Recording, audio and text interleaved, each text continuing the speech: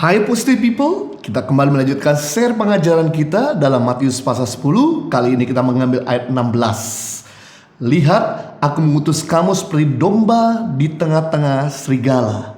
Sebab itu hendaklah kamu cerdik seperti ular dan tulus seperti merpati. Setelah Yesus memanggil ke-12 murid-muridnya, kemudian Yesus mempersiapkan kondisi spiritual murid-muridnya. Dan setelah murid-murid siap, kemudian murid-murid diutus ke ladang misi, di mana seperti domba di tengah-tengah serigala.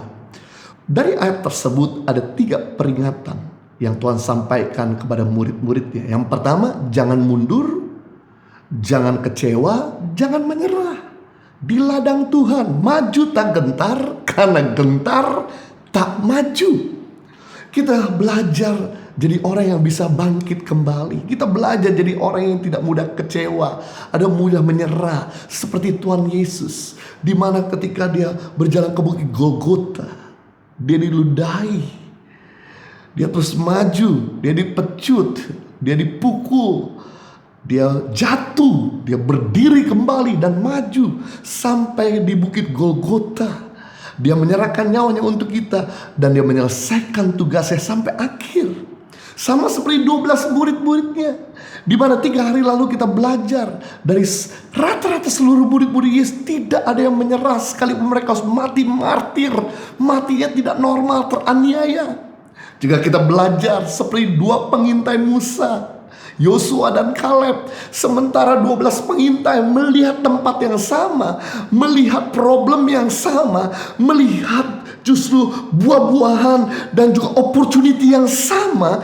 Tapi dari 12 pengintai tersebut terpecah suara menjadi 2. 10 pengintai Musa berkata, tanah ini jajakan Tuhan betul, berlimpah buah-buahan sayur-sayuran.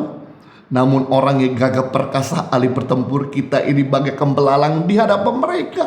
Bagaimana mungkin 400 tahun budak kita bisa berhadapan dengan petempur? Bagaimana mungkin kita 400 tahun petani kita bisa menghadapi petempur? Kita bagaikan belalang di hadapan mereka. Tapi yang menarik, dari 12 pengintai tersebut ada 2 orang yang punya mental juara.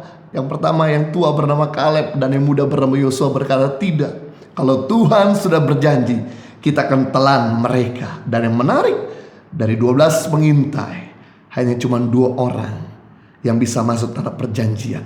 Dari 2 juta bangsa Israel yang ketakutan, menyerah di padang gurun, akhirnya cuma 2 orang yang mau maju, tidak kecewa, pantang mundur, yang menerima janji tanah perjanjian tersebut.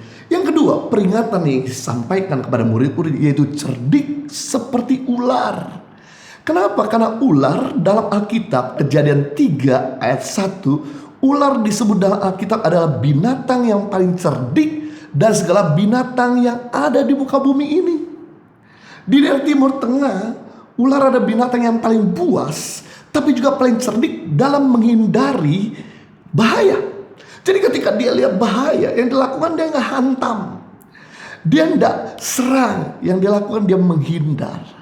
Satu gambaran kita sebagai murid-murid Kristus harus cerdik seperti ular. Artinya kalau kita menghadapi bahaya, jangan pakai kekuatan fisik atau senjata militer, tapi pakai hikmat Tuhan.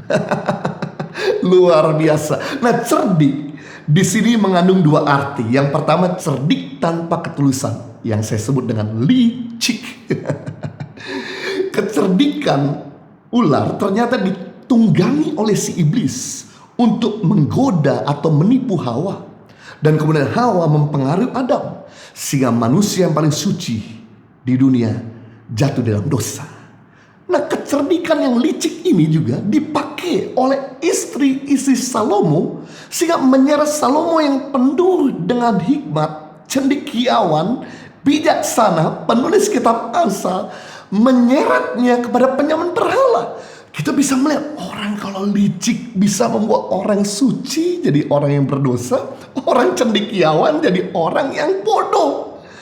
Penting di sini untuk kita berhati-hati, jangan kita jadi orang yang licik, karena licik akan mempengaruhi orang-orang cendekiawan, karena licik akan mempengaruhi orang-orang tulus.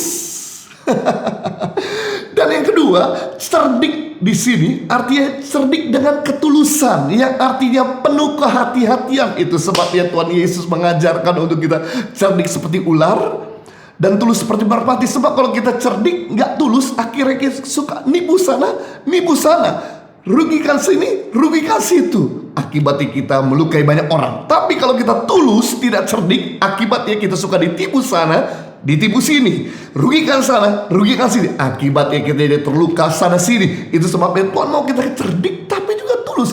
Kata cerdik dengan ketulusan, penuh dengan hati-hati. Hati-hati dalam berkata-kata agar jangan menimbulkan pertengkaran. Hati-hati atau bijaksana dalam bersikap agar jangan jadi batu sandungan. Belajar di sini seperti Yesus, di mana Yesus cerdik dengan ketulusan. Dia punya power, tapi dia tahan powernya agar kasih mengalir. Ketika Yesus habis berdoa di Taman Getsemani, kemudian diserang oleh tentara Romawi, Petrus, murid Yesus berapi-api, tidak bisa terima. Segera dia ambil pedang dan dibacok telinga prajurit Romawi. Ketika telinga prajurit Romawi lepas, Yesus langsung menegur Petrus dengan keras, masukkan kembali pedangmu dalam sarungnya. Sebab kalau enggak, telinga akan dibacok lagi di sebelahnya. Yang Yesus lakukan adalah Yesus kemudian segera mengambil telinga yang lepas dan kemudian disambungkan kembali. Membuktikan di sini Yesus punya ketulusan, sekalipun dimaki-maki, dia mengampuni dengan perbuatan dan menyehatkan kembali telinga prajurit Romawi tersebut. Dan yang menarik, prajurit tersebut yang memecut Yesus 39 kali, memukul Yesus, menganiaya Yesus sama berkali-kali, memaku Yesus, memakotoi diri Yesus, sampai di atas bukit Golgota. Dan Yesus berkata, ini dia kecerdikan yang penuh dengan ketulusan, ampuni mereka karena mereka nggak tahu apa yang mereka perbuat.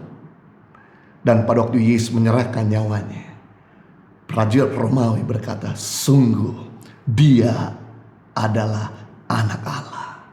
Kita bisa memakai kecerdikan yang dipakai oleh Yesus, yaitu kecerdikan dengan ketulusan. Yang ketiga, yang Yesus peringatkan kepada murid-muridnya sebagai duta yang diutus ke tengah-tengah serigala yang jahat dan buas, yaitu tulus seperti merpati.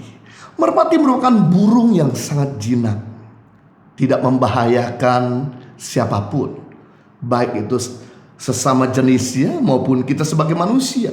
Ketika kita memegang burung merpati, dia tidak menerkam atau tidak mematuk. Beda sama burung-burung lain yang bisa melukai. Saya punya burung yang dimana burung tersebut seringkali matuk tangan saya sampai berdarah-darah. Tapi beda sama merpati, dia punya ketulusan. Nah, ketulusan inilah yang disebut dengan tidak membahayakan, tidak mudah menyerang, tidak suka melukai, tidak ada niat jahat, tidak bermaksud untuk licik, merugikan orang, atau punya intrik-intrik, punya hati untuk memberkati.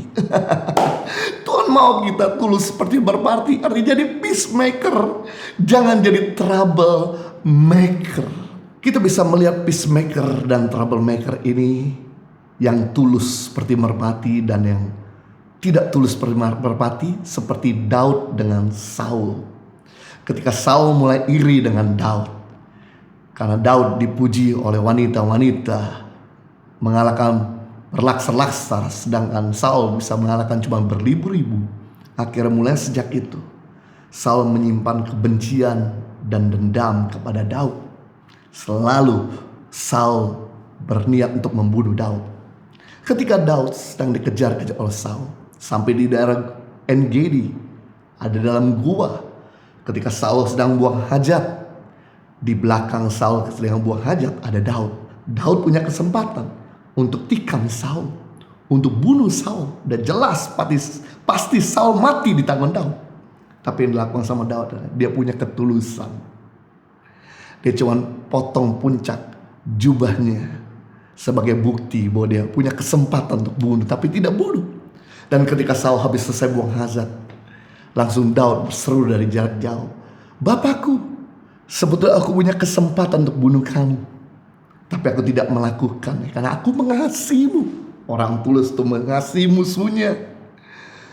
Dan kemudian saat itulah Saul baru sadar dan berkata, "Anakku Daud, aku mengetahui sekarang bahwa selama ini akulah yang jahat, tapi kamulah orang yang baik." Dan sejak itu Saul tidak pernah ketemu lagi sama Daud. Saul pergi meninggalkan Daud dan akhirnya Saul mati di tangan orang Filistin. Mari kita belajar. Kita berada di tengah-tengah serigala yang buas dan jahat. Yang pertama, terus maju, pantang mundur. Yang kedua, cerdik seperti ular. Dan yang ketiga, tulus seperti merpati. Tuhan Yesus memberkati. At school, teachers have failed the kids. The children walk to school, some 7 kilometers, some 8. There is a kid who walks 20 kilometers, come to school, and there's no teacher. That is why children are not interested in learning. So the teachers have failed. The government has failed because the government don't check on the schools. So the government has failed the children. Parents have failed their children. So that is why the children need help.